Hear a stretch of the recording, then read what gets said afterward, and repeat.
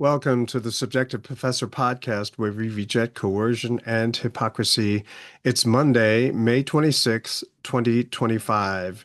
And in the United States, it's Memorial Day. So for episode 397, we're going to talk about Memorial Day as Anti-War Day, or at least it should be. Now, probably a lot of people are saying the same thing that I am. There is nothing new there, I guess. Last time I talked about Memorial Day was 2 years ago, way back in episode 9. You can go back and listen to that if you wish. And I think the last two episodes here, I've talked about war. And of late, I've talked about it a lot, I guess, Christian Zionism and all. But way back in episode 9, I talked about Sun Tzu, how war is really expensive, Thucydides, and that would be Pericles' funeral oration. Ponsonby, who basically said that when war is declared, truth is the first casualty, and he listed the 10 commandments of war propaganda, including all who doubt our propaganda are traitors. Oh, by the way, in Thucydides, Pericles' funeral oration, he basically says that everyone who died in battle are heroes, and he does, and this is what people say today, but you don't stop and think who were those people. In other words, some of them, especially now in the U.S. military, a lot of them are criminals, given the choice of what to go to prison or join the military. Or maybe some of them were running away in fear and then they were killed. But it doesn't matter. They're all heroes. And Pericles concludes by encouraging many of the young people to join up so that they can also have a chance at glory and perhaps have one of these awesome funeral speeches told over them. No, thank you. But anyway, then also in episode 9, I talked about the Durham report and how the whole Russia collusion thing was a hoax. Um, so why are we, pushing so hard for war against a lot of the countries with Russia and a lot of the countries associated with Russia?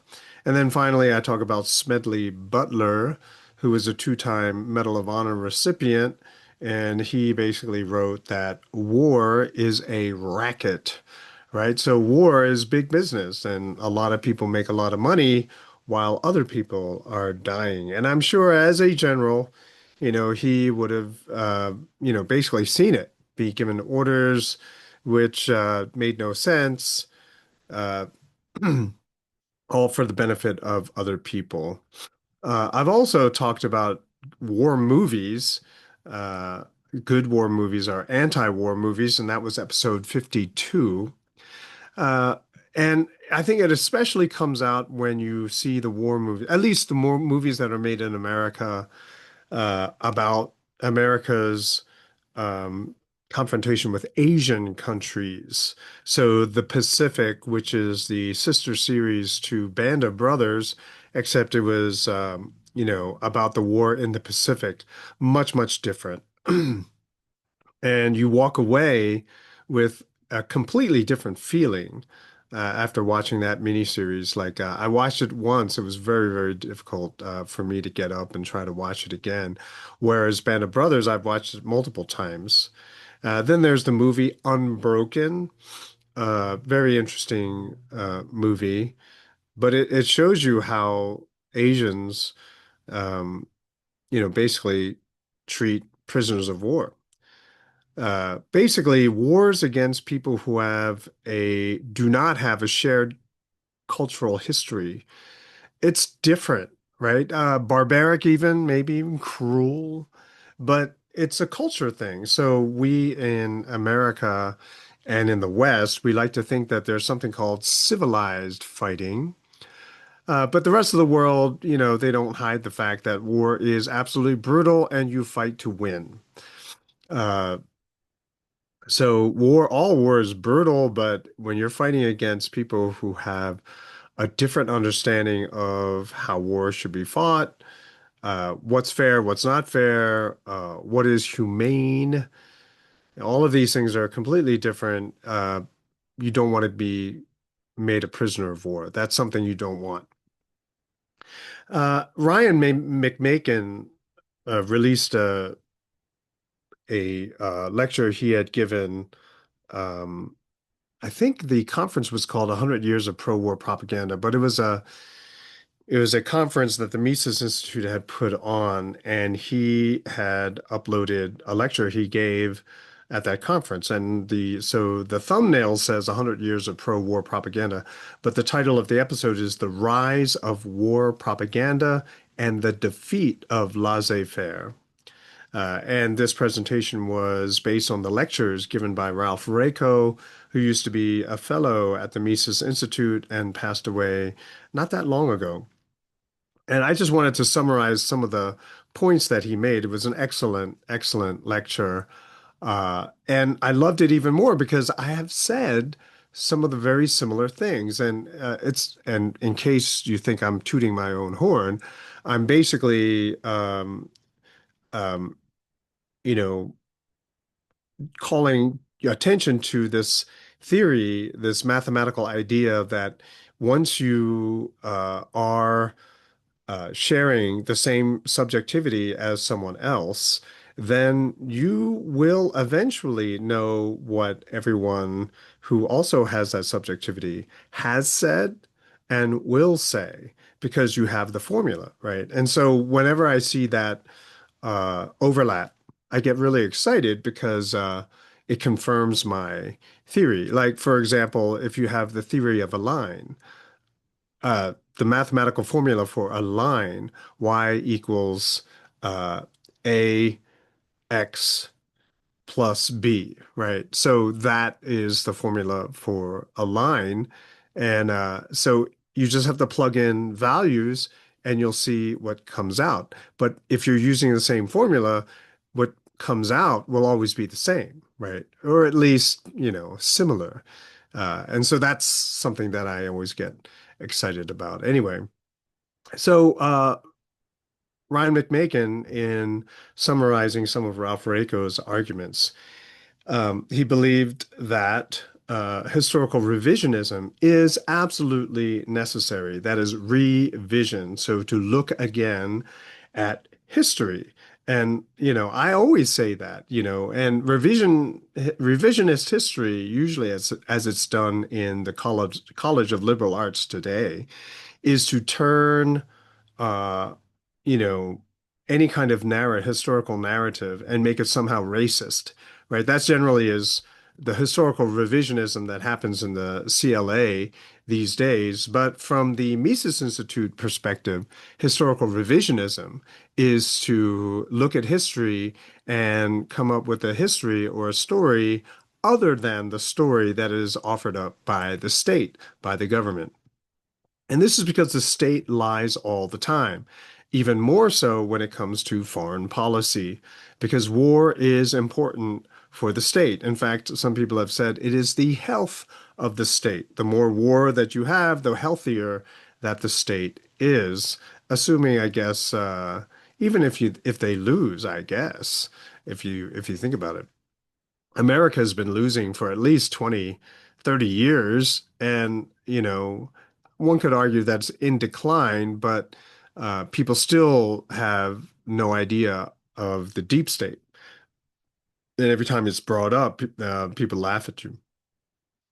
So he advocates a rehabilitation of history, rehabilitate it, right? So that we can have a more accurate, healthier, fair, multifaceted understanding of history, especially the anti-war stuff, right? So what used to be liberal, which we call classical liberalism now, the true liberals were anti-war. And this is all the way up until World War II. If you were to say, I'm a liberal, well, it meant that you were anti-war. So rehabilitate history to push back against the idea that big government is okay, and I can still be a free market person, right? These two things are incompatible. They are, uh, they cannot be, it's water and vinegar, right? You can't be pro big government and pro free market. They just do not mix. But a lot of people believe that, this is the way. And so they're living with a contradiction. So the idea of peace used to be extremely mainstream. And especially because the lack of direct taxation made it a lot easier and a much more popular position to hold. And so liberals all over excuse me, politicians all over the world, even those who were pro-war, had to say at least that they were pro-liberty, that peace and liberty were their priority. The idea, and this was really interesting to me too, that the expression exploitation, right? It came from the liberals at first, but the exploitation that is discussed by liberals, classical liberals, is the exploitation of taxpayers by the political class and everyone who is connected with them, right? So all the lobbyists, big corporate people, right? They are trying to exploit taxpayers. And of course, the modern liberals have basically uh, you know, taken out the political class and just classic Marxist move, right? And make it so that the rich people, taxpayers, are exploiting poor people, uh, people who pay less in taxes. Pretty neat move, if you ask me. And so basically, the first part of his argument is that, oh no, the majority of America was pro-peace. But the problem was this liberal segment of society had no political representation, right? So by the time World War I, World War II came around, there were, if there were, they were very silent. But there wasn't a big voice in government to vocalize and spread the idea of peace, non-interventionism, et cetera, et cetera. So yeah. So the lack of interest in politics on the part of liberals, we can see today, right? A lot of there's a lot of independent voters. There's a lot of people who just throw up their hands and say, "Oh, there's nothing to be done."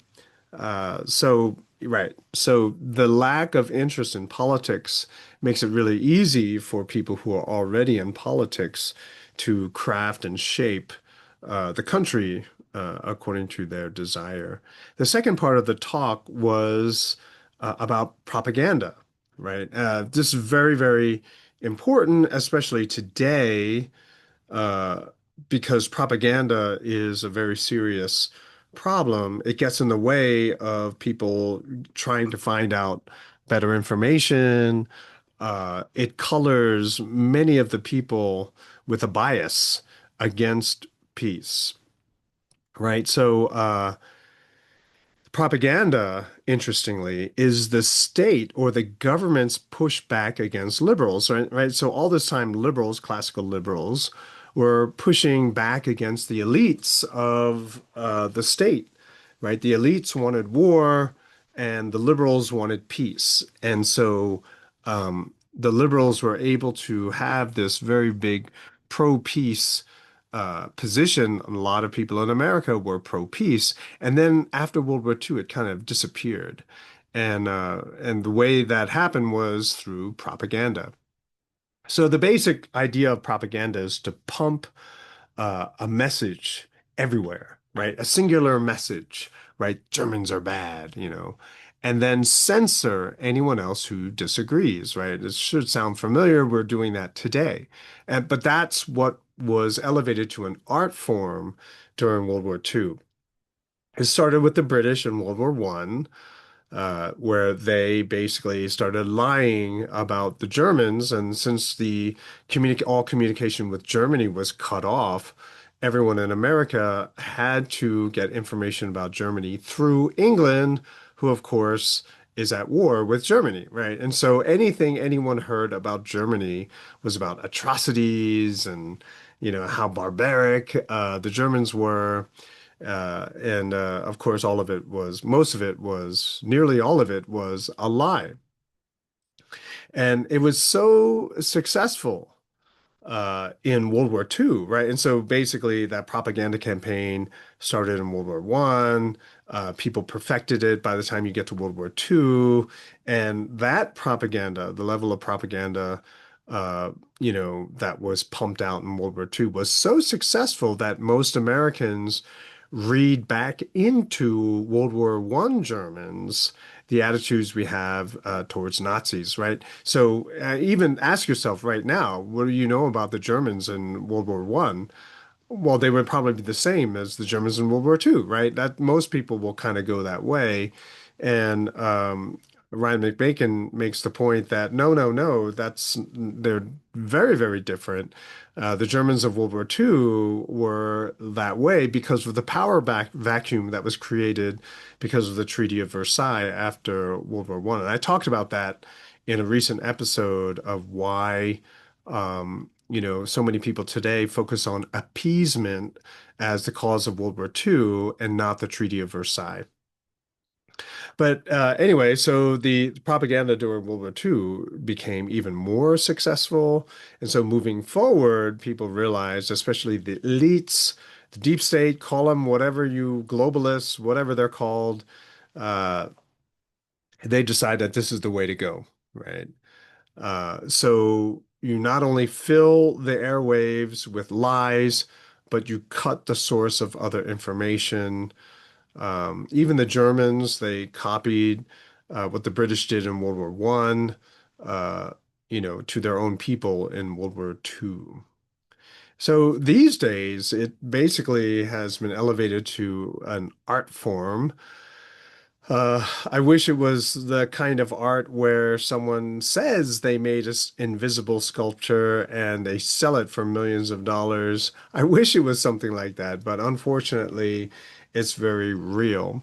Uh, so the acting, the lies, the fabrication of information, the taking of pictures from one area and saying it's from the battlefield and horrifying people who see it.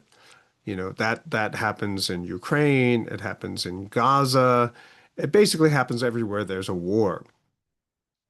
Uh, and you even have actors acting out the scenes with big production crews on sets.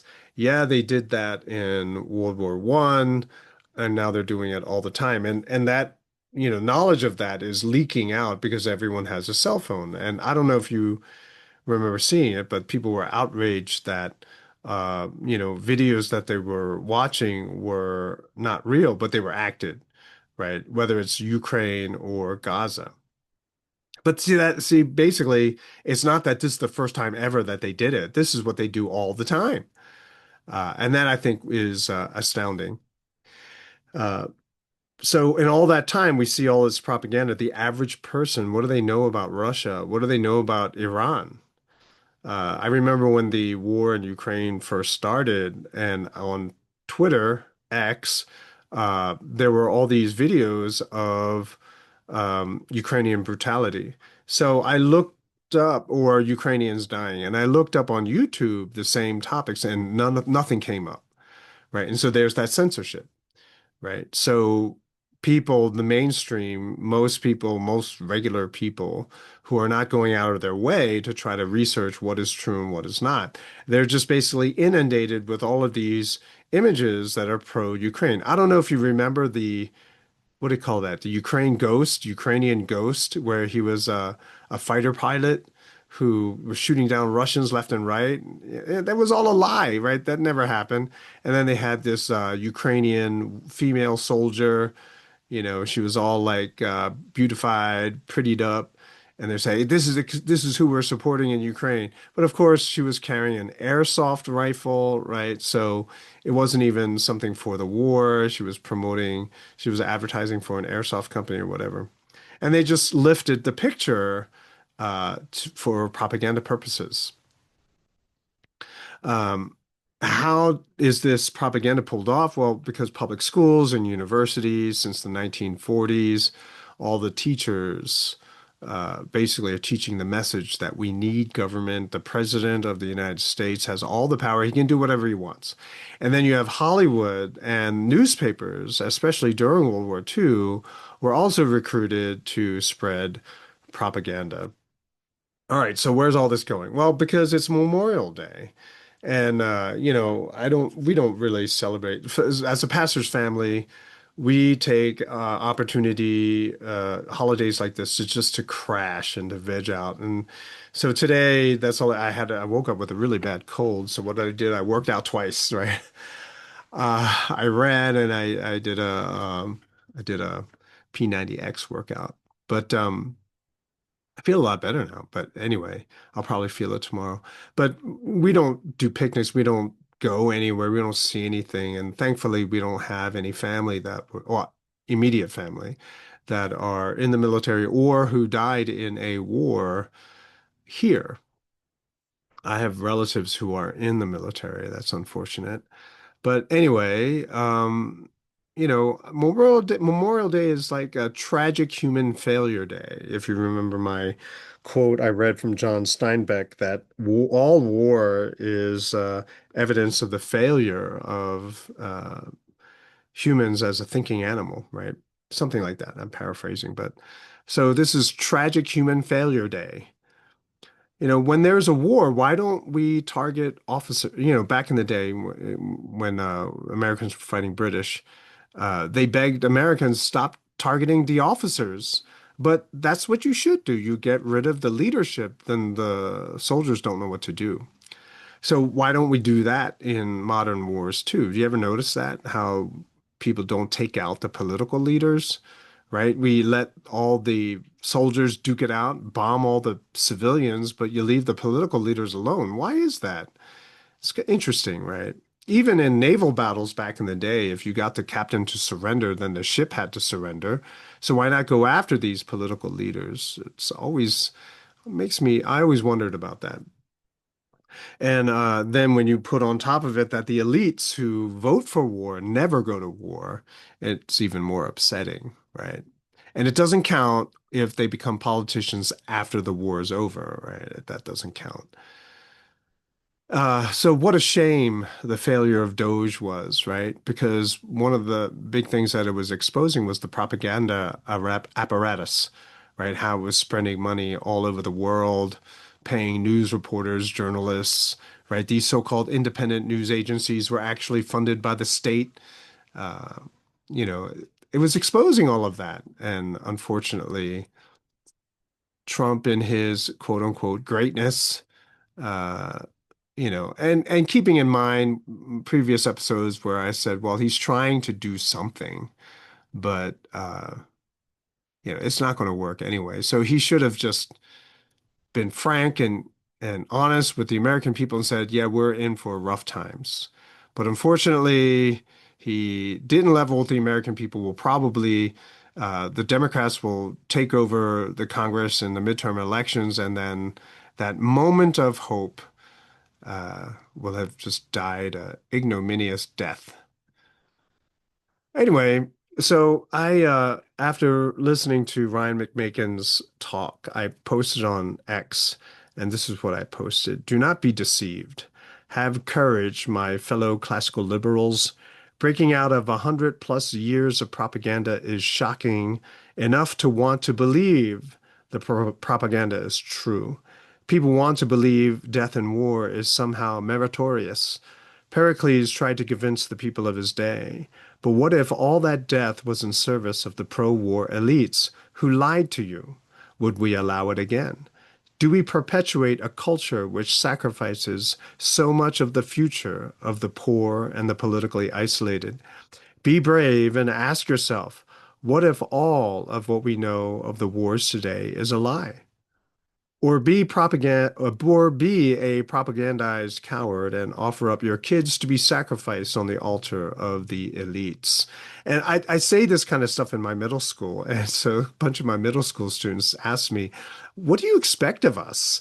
Right? And I said, "I want you to give your next teachers the hardest time asking questions to try to break through, to figure out if they know that what they're teaching is propaganda or not. And they look at me like, you expect us to do that? And I said, yeah, well, my kids did it. They went to high school, and I believe one of them made his AP history teacher quit, right? Just walk away from teaching, which made me extremely proud.